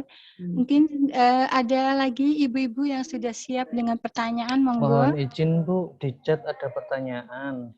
Oh, di chat, saya nggak lihat itu Mbak. Dibacakan tadi. Dari halo, langsung aja dibacakan dari Bu Wati Soekarno, DWP Pol PP Provinsi Jateng. Monggo. Pertanyaannya, perempuan yang mencari nafkah dan suami hanya menganggur, hukumnya apa? Waduh, ini. Monggo. Ibu, ini ada pertanyaan dari DWP. Monggo. Baik. Prinsip dasarnya kan begini, suami istri di dalam perkawinan itu, ini yang berbeda. Saya sebutkan dulu prinsipnya, nggih. Jadi kalau di masyarakat jahiliyah kan memang lihat suami itu sebagai sumber ekonomi. Maka niat nikahnya ya supaya ada yang menafkahi gitu. Sehingga kalau tidak dinafkahi ya ditendang gitu. Nah, sebaliknya suami cari istri itu untuk menjadi pelayan dia, termasuk pelayan seksual. Kalau nggak mampu melayani ya ditendang juga gitu. Nah, ini yang diperbaiki oleh Islam sehingga nanti akan berpengaruh pada cara menjawab pertanyaan tadi. Islam mengubah tujuan dalam perkawinan itu menjadi sakinah atau ketenangan jiwa. Ketenangan jiwa siapa? Suami dan istri. Jadi perkawinan di dalam Islam itu bukan hanya antara dua tubuh, ini Bapak Ibu, ada Bapak-bapak ya, Ibu-ibu dan Bapak sekalian, tapi antara dua jiwa. Jadi perkawinan di dalam Islam itu sekali lagi bukan hanya antara dua tubuh, tetapi antara dua jiwa, juga antara dua makhluk yang berakal, dua makhluk spiritual di samping makhluk fisik, kira-kira. Nah, ketenangan jiwa itu hanya mungkin terjadi kalau relasi antara suami istri tidak didasarkan atas kekuasaan atau kepemilikan, seperti di masyarakat jahiliyah. Siapa yang kuat, dia akan menistakan yang lebih lemah. Kalau istri kaya raya, suami jatuh miskin, ya sebaliknya, istri yang mungkin akan menistakan laki-laki. Itu diubah menjadi mawaddah warahmah. Jadi relasi antara suami istri itu mesti dua-duanya nih, punya mawaddah sekaligus rahmah. Mawaddah, ini samara ya Bu, sakinah mawaddah warahmah. Mawaddah warahmah itu sebenarnya punya arti yang berbeda. Mawaddah artinya adalah cinta yang memberi manfaat pada pihak yang mencintai. Kalau dulu bapak-bapak melamar istrinya dengan mengatakan, "Dek, saya ingin menikahimu karena saya bahagia bersamamu," itu contoh mawaddah. Yang bahagia hanya bapak. Karena saya bahagia bersamamu. Jadi ibu-ibu mesti bertanya, terus bahagianya saya gimana? Gitu. Nah, ini bedanya dengan rahmah. Kalau rahmah itu cinta yang memberi manfaat pada pihak yang mencintai. Saya ingin menikahimu karena saya ingin kamu bahagia, gitu. Nah, si ibu mestinya ya saya juga demikian, gitu. Sehingga sama-sama punya, gitu. Jadi mawaddah itu bagus, tapi tidak cukup. Karena kalau mawaddah tadi cinta yang memberi manfaat pada pihak yang mencintai. Kalau mawaddahnya tipis, lalu luntur, yang tersisa hanya egois. Yang penting saya bahagia. Bodoh amat pasangan saya menderita demi saya bahagia. Nanti begitu. Maka mawaddah harus bersama dengan rahmah. Rahmah bagus, tapi tidak cukup. Karena rahmah itu bisa membuat kita seperti lilin. Menerangi yang lain, tapi diri kita terbakar. Jadi tidak sakinah. Jadi sakinah meniscayakan suami dan istri itu punya mawaddah sekaligus rahmah, mawaddah warahmah, memeliharanya, menjaganya, bahkan menyuburkannya sepanjang usia perkawinan dengan cara memastikan tindakan dalam perkawinan itu memberi kemaslahatan pada diri sendiri sekaligus suami atau istrinya. Nah, yang begini ini kata Al-Quran, hanya mungkin kalau didukung oleh 5 pilar. Pilar dalam perkawinan itu 1, suami istri sama-sama meyakini bahwa keduanya dalam perkawinan adalah berpasangan. Bojo kalau dalam bahasa Jawa. Garwa sigare nyowo. Jadi bukan atasan dan bawahan. Bukan pelayan dan yang dilayani. Dua-duanya saling melayani. Itu zawaj ya. Yang kedua, suami istri itu saling meyakini bahwa perkawinan adalah janji kokoh mereka dengan Tuhan atau mitsaqon ghalidhon. Sehingga dua-duanya tidak akan mempermainkannya baik di depan maupun di belakang suami atau istrinya. Karena apa? Karena Allah selalu mengawasinya. Kita bisa bersembunyi dari suami atau istri. Kan kita nggak mungkin 24 jam nempel, terus pasti ada masa-masa di mana kita tidak bersama. Bahkan bersama pun asik dengan HP-nya masing-masing, sebetulnya sedang dipisahkan oleh ruang virtual. Nah, kalau hanya setia pada suami atau istri, karena suami atau istrinya akan ada banyak kesempatan untuk berkhianat tanpa ketahuan. Tapi kalau setia kepada suami atau istri karena Allah, maka tidak ada sejengkal tanah pun di muka bumi yang luput dari pandangan Allah, termasuk dalam dunia virtual. Sehingga tidak akan melihat satu kesempatan pun untuk berkhianat dari suami atau istrinya, karena Allah mengawasinya. Nah, yang ketiga adalah muasyarah bil ma'ruf. Nah, ini nanti akan berkaitan dengan muasyarah bil ma'ruf itu saling memperlakukan secara bermartabat sebagai makhluk yang berakal budi. Sehingga suami dan istri termasuk di atas ranjang, itu akan menggunakan akal budinya secara maksimal untuk memastikan tindakan itu maslahat bagi dirinya sekaligus suami atau istrinya. Yang keempat adalah musyawarah. Suami dan istri mesti menyelesaikan persoalan, memutuskan terutama hal-hal penting krusial dalam perkawinan, termasuk hamil ya, hubungan seksual itu dengan musyawarah. Artinya adalah tidak menyelesaikannya dengan KDRT, menyelesaikannya dengan sepihak, tapi bermusyawarah. Dan yang terakhir adalah tarodin. Tarodin itu saling ridho. Ridho Allah pada istri tergantung ridho suami, tapi ridho Allah pada suami juga tergantung ridho istri. Mengapa? Karena suami dan istri selama masa perkawinan itu sedang bermuamalah atau sedang melakukan urusan antar manusia. Dan ridho Allah pada orang-orang yang sedang bermuamalah itu tergantung ridho pada semua pihak yang bermuamalah. Muamalah ya, seperti misalnya hutang piutang itu kita hutang ke bank, apakah akan lunas dengan membaca istighfar kepada Allah minta ampun? Tidak, harus bayar. Kalau memang itu hanya dengan cara itu ridho. Atau yang menghutangkan itu mengikhlaskan juga akan ridho Allah. Jadi itu 5. Sehingga nanti kalau misalnya bagaimana hukum perempuan mencari nafkah bagi keluarganya sangat mulia sekali. Apalagi kalau hanya dengan cara itu keluarga bisa dipenuhi nafkahnya. Sekarang tinggal suami. Kalau istrinya sedang sibuk bekerja, ya dia ambil alih tugas rumah tangga. Misalnya suami tidak bekerja nih. Istri bekerja.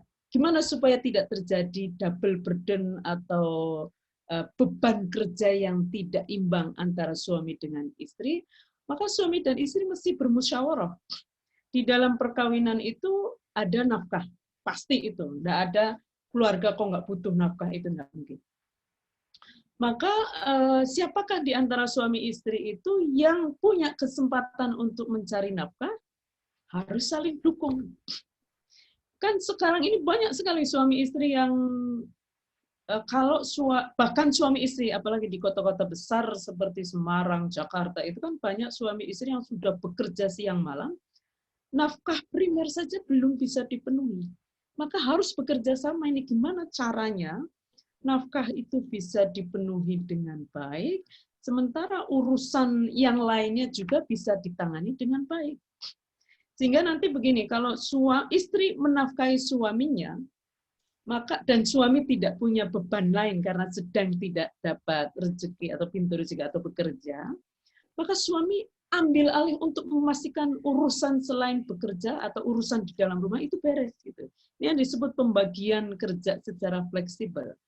Sehingga dalam konteks perkawinan seperti tadi, suami istri itu mesti memahami begini, bagaimana cara, karena kan dua-duanya sebetulnya sama-sama punya kewajiban mewujudkan kemaslahatan di dalam rumah tangga dan menikmatinya, juga dicegah dari kemungkaran, kemafsadatan, bahkan bahaya, sama-sama harus mencegah itu dan dilindungi darinya. Maka prinsip dasarnya adalah rezeki suami adalah rezeki keluarga melalui suami, rezeki istri adalah rezeki keluarga melalui istri. Sehingga rezeki berapapun itu tidak akan menjadi media yang memecah belah suami istri. Karena ternyata ibu-ibu sekalian, kekurangan rezeki bisa menjadi ujian yang memecahkan suami istri. Kelebihan rezeki juga bisa menjadi ujian. Maka gimana suami dan istri itu bisa terus bermusyawarah? Karena kan kondisi perkawinan itu naik turun ya ibu-ibu sekalian. Naik turun itu artinya ada masa pasang rezekinya banyak, ada masa kekeringan. Nah, gimana caranya suami istri itu bahkan anak itu sama-sama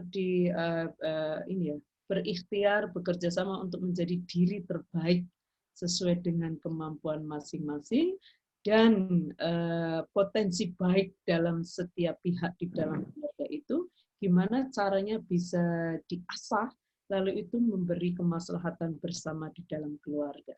Jadi jawaban dari tadi ya tidak ada masalah sepanjang istri mencari nafkahnya itu dengan cara yang baik. Artinya suami juga begitu, sebetulnya ini berlaku bagi kedua belah pihak ya. Mencari nafkah buat keluarga itu sangat mulia sekali. Dan dua-duanya, tidak hanya istri ya, ketika bekerja, ketika di dalam rumah, itu mesti menjaga hubungan baik dengan Allah yang melahirkan hubungan baik dengan sesama manusia, dengan suami dan istrinya, dengan keluarganya. Maka kalau ada pesan begini, istri yang bekerja di luar rumah, sampai rumah tidak boleh lupa kodratnya sebagai ibu dan istri. Hal yang sama juga buat laki-laki. Laki-laki juga enggak boleh lupa kodratnya sebagai suami atau ayah, itu enggak boleh. Siapa yang bilang boleh? Enggak boleh juga.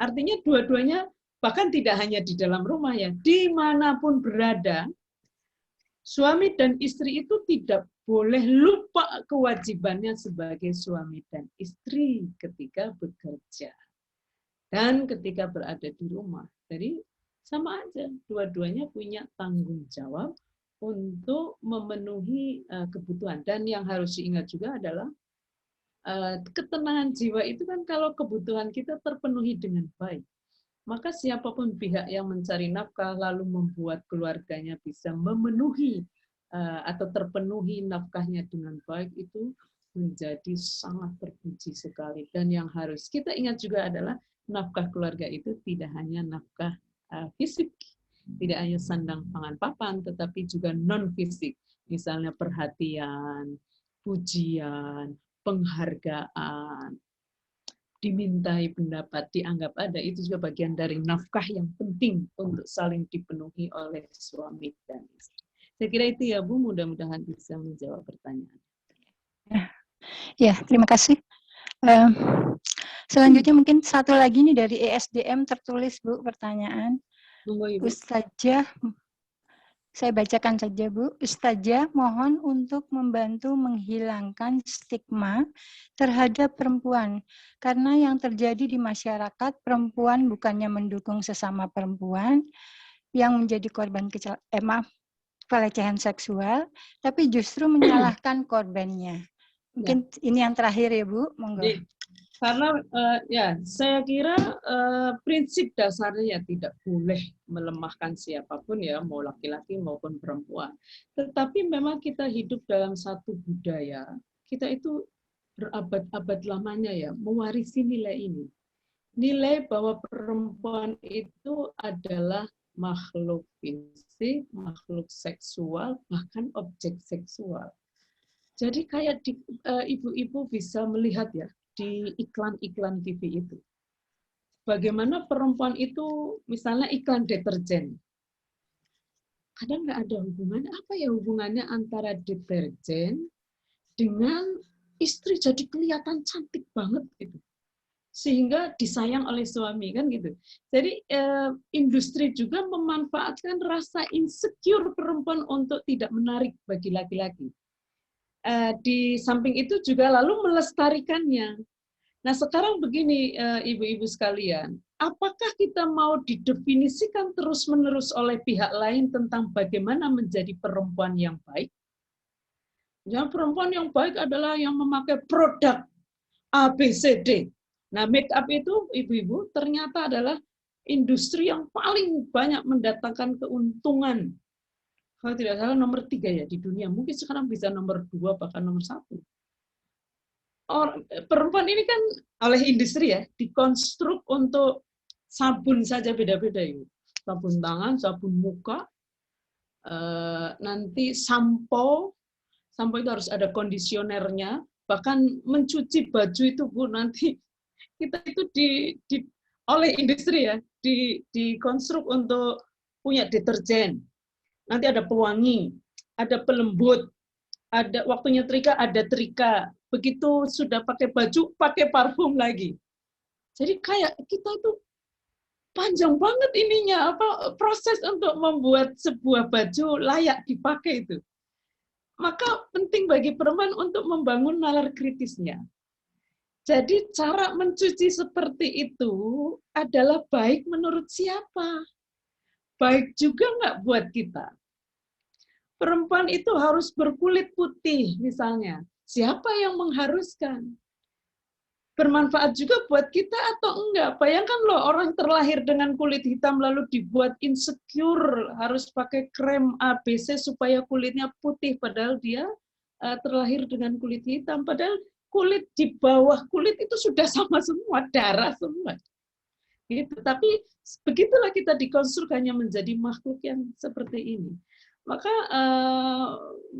akhirnya perempuan itu seperti berebut perhatian laki-laki.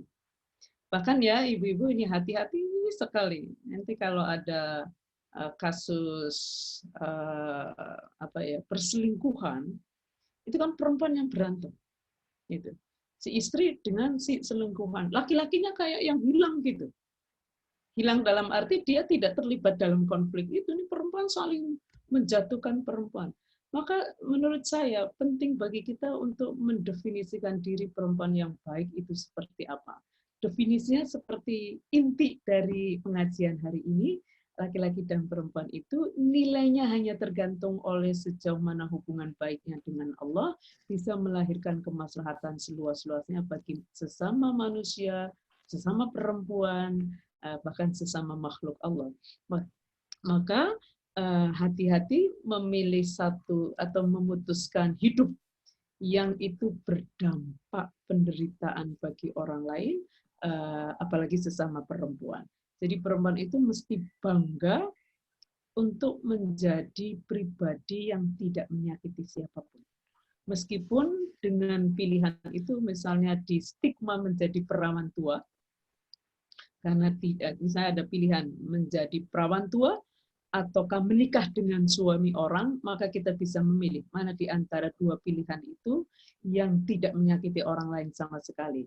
Dan kalau ditanya lebih baik mana di mata Allah, perempuan tua ataukah perempuan yang bersuami, kan jawabannya siapapun yang hubungan baiknya dengan Allah melahirkan kemaslahatan.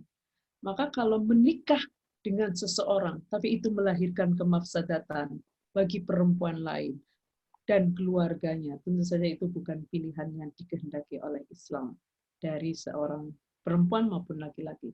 Jadi setiap manusia nilainya hanya ditentukan oleh sejauh mana tindakannya itu bisa membawa kemaslahatan bagi diri sendiri dan pihak lain seluas-luasnya. Jadi stigma perawan tua itu sebetulnya tidak bagus. Sebetulnya apa ya? Bagian dari melecehkan perempuan. Tetapi maksud saya adalah perempuan mesti kuat untuk menahan stigma itu daripada mengambil keputusan dengan menikahi suami orang, yaitu berdampak buruk. Nah, karenanya sebetulnya nanti kalau gimana dengan ajaran poligami di dalam Al-Quran misalnya, itu sudah ada konteksnya ibu-ibu sekalian. Jadi awalnya ini tidak hanya terjadi di Jazirah Arabia, tapi di berbagai belahan dunia. Satu laki-laki itu bisa menikahi berapapun jumlah perempuan tanpa syarat adil. Lalu Islam mensyariatkan membatasi sampai maksimal 4 dengan syarat adil dan diingatkan bahwa adil dalam poligami itu sulit. Kalian tidak akan pernah mampu.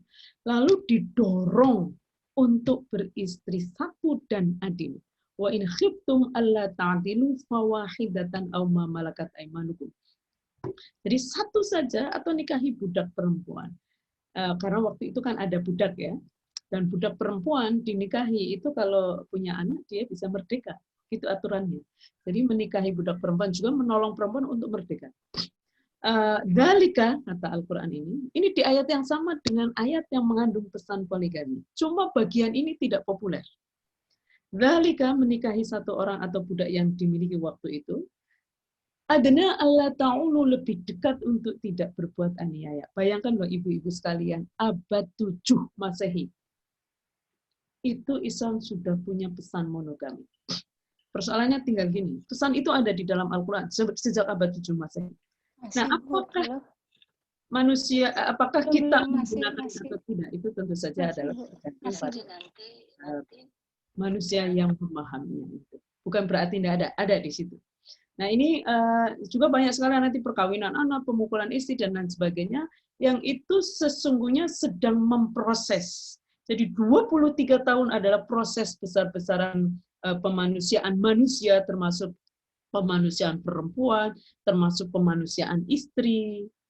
Sepanjang 23 tahun itu diproses dan direkam dalam teks-teks keislaman. Karenanya kita mesti hati-hati apakah sedang berhadapan dengan teks titik berangkat dari proses panjang itu, target antara ataukah tujuan final itu. Saya kira itu Bung ya, semoga bisa menguatkan kita semua untuk tidak saling menjatuhkan, terutama bagi sesama perempuan.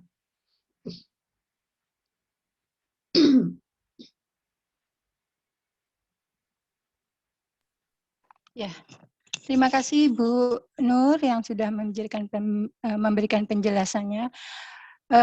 Saya tawarkan sekali lagi, masih ada ibu-ibu yang mau bertanya atau sudah cukup? Saya Ibu. Oh ya, Ibu. Mungkin satu ini ya, terakhir ya Bu. Iya, monggo. Iya. Dari mana Ibu? Dari Ibu Hari Perwati, Dinas DWP Dinas Sosial Provinsi Jawa Tengah. Monggo. Ya. Yang ingin saya tanyakan pada Ibu Nur, apakah perempuan yang selalu berhias ketika di luar rumah seperti ada acara hajatan atau acara apa, dan ketika di dalam rumah tidak pernah berhias, hukumnya itu bagaimana, Bu? Ya, jadi apakah sudah pertanyaannya, Bu? Iya, sudah, Bu. Sudah. Ya, mungkin pertanyaan itu sangat relevan dulu ya, Bu, sebelum ada masker. Sekarang sudah ada masker itu kan sebetulnya orang mau lihat atau tidak. Bahkan sering kita pakai lipstick, habis itu pakai masker, nempel di lipstick, nggak kelihatan juga. Tapi pertanyaan itu sangat menarik sekali. Menurut saya ada berbeda-beda ya. Jadi hukum itu sebetulnya tergantung pada situasi juga. Artinya nanti berhias secara menor dengan berhias tipis-tipis itu bisa berbeda.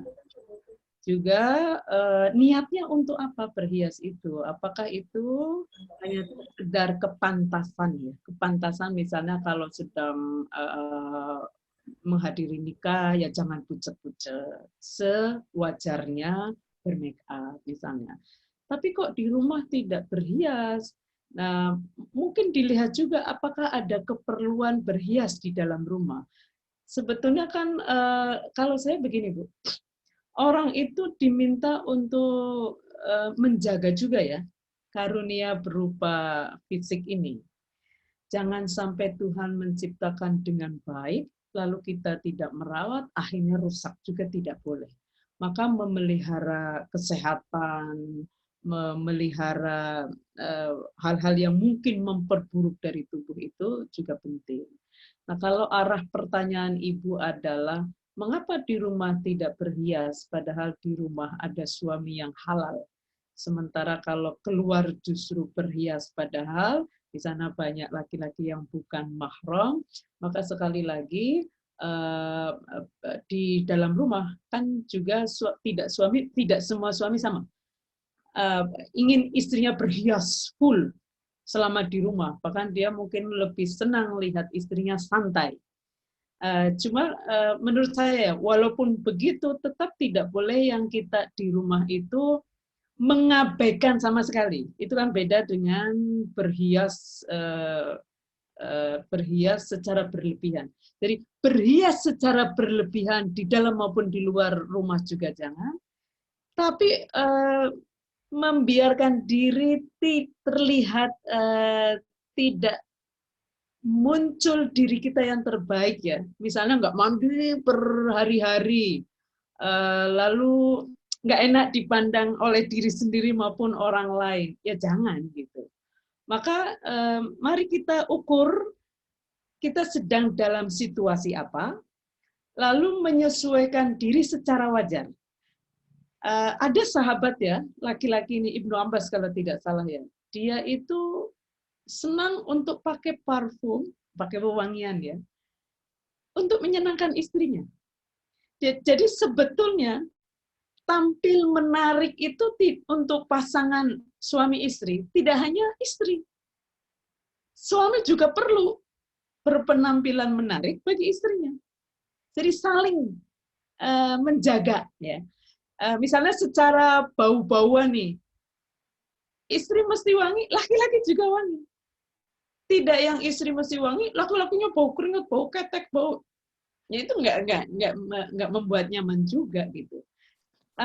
Tentu saja wangi yang dimaksudkan itu minimal tidak bau, tidak enak. Gitu. dua-duanya ini. Ya. Nah, karenanya Baik. make up apapun itu mesti dipahami secara sewajarnya, baik di dalam maupun di luar. Iya. Dan tujuannya mesti untuk kebaikan gitu ya, Bu. Oke. Ya, cukup Ibu. Maaf. Cukup Ibu. Selanjutnya, karena waktu juga sudah menunjukkan sudah cukup siang, maka kami mohon Ibu Nur Rofiah untuk bisa menutup dengan doa pada pengajian hari ini. Baik Ibu-Ibu sekalian, marilah kita berdoa kepada Allah Subhanahu wa taala. Semoga terutama ya, akan bacaan doa, silakan diaminkan. Tapi mari kita mulai doa ini dengan pembacaan Ummul Quran. Mudah-mudahan kita yang sehat tetap sehat. Amin. Yang sedang sakit, baik COVID maupun lainnya, segera Allah sembuhkan. Amin. Mudahkan untuk sehat prima kembali. Dan mereka yang telah mendahului kita, semoga husnul khotimah. Dan keluarga yang ditinggalkan dikuatkan oleh Allah dan dimudahkan segala urusannya.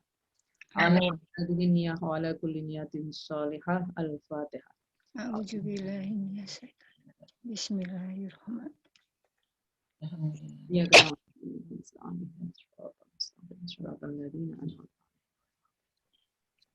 Monggo diambilkan sekalian. Bismillahirrahmanirrahim. Alhamdulillahirabbil alamin. Hamdan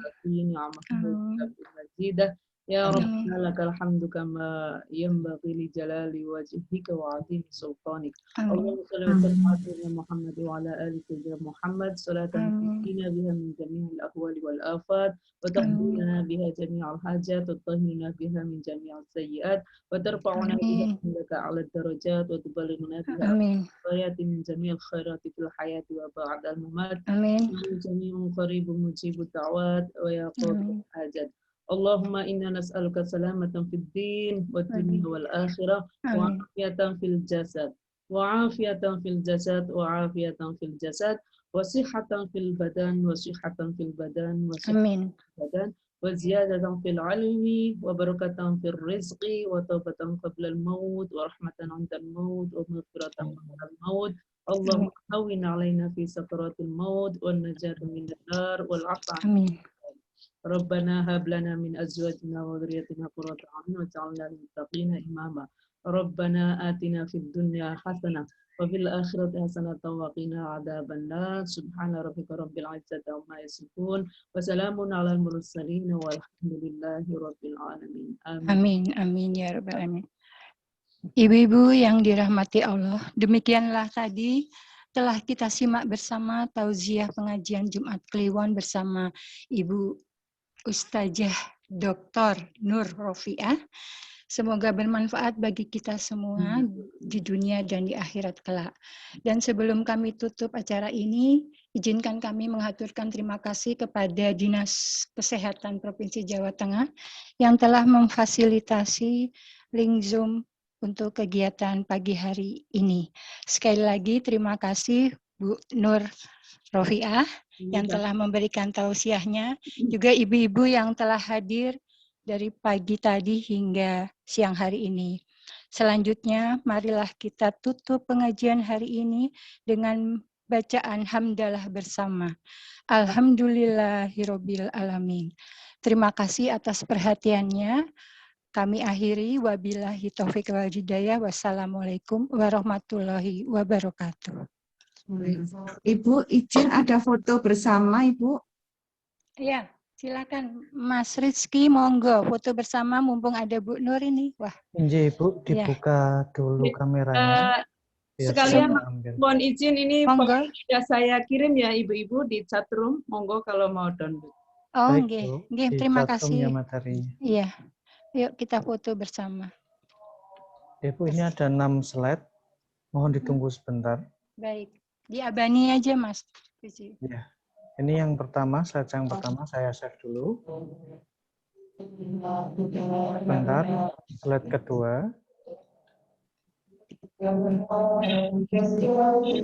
Slide ketiga. Slide keempat. Slide kelima. Ini slide yang terakhir. Sebentar, tahan dulu Bu. Jangan keluar dulu. Jih, sampun Ibu. Ya. Terima kasih Mas Rizky, terima kasih Iya, Bu. semua. Mohon maaf lahir batin. Selamat siang, Sugeng Kundur.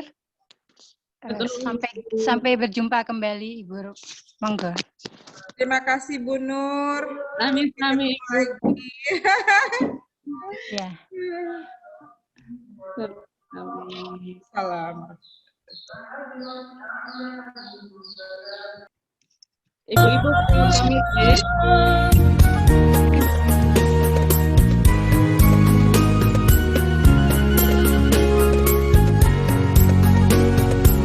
Mas Rizky, tolong izin tadi kayaknya Bu Nur mau ngendikan apa ya? Oh, sudah. Halo Bu, Mas Rizky. Mas Rizky. Mas Rizky, tolong di Bu Nur badhe ngendikan apa Bu? Oke. Ingkang betahaken file sampun dikirim ke chatroom, bisa download di sana. Saya juga mohon pamit. Terima kasih semuanya. Mohon maaf atas segala kekurangan. Assalamualaikum. Sama-sama Ibu. Salam warahmatullahi wabarakatuh. Waalaikumsalam warahmatullahi wabarakatuh.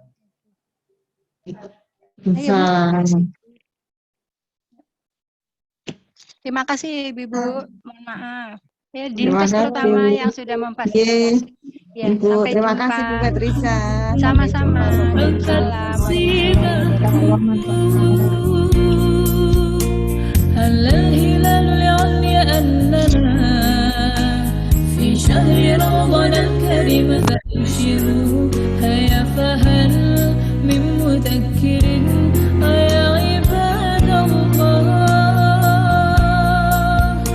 رمضان hadir anugerah dari Sang Maha Rahman denganmu beribu-ribu dosa dihapuskan semua amalan dilipat gandakan bagi umat Rasulullah Ramadan afdalu ma marra ala dunyana min ayyam wa bihi nazala al-Qur'an ala khairil anam Ramadan bihi al-bushra wa ma'al usri yusra wa hadha dhanuna billah Ramadan hadirmu anugerah dari Sang Maha Rahman denganmu beribu-ribu dosa dihapuskan semua amalan dilipat gandakan bagi umat Rasulullah Ramadan afdalu ma marra ala dunyana bil ayyam wa bihi nazala al-Qur'an ala khairil anam Ramadan bihi al-bushra wa ma'al usri yusra wa hadha dhanuna billah hilalmu datang menerangi hariku yang terasa sunyi Ramadan berkahmu ku tunggu angkat musibahku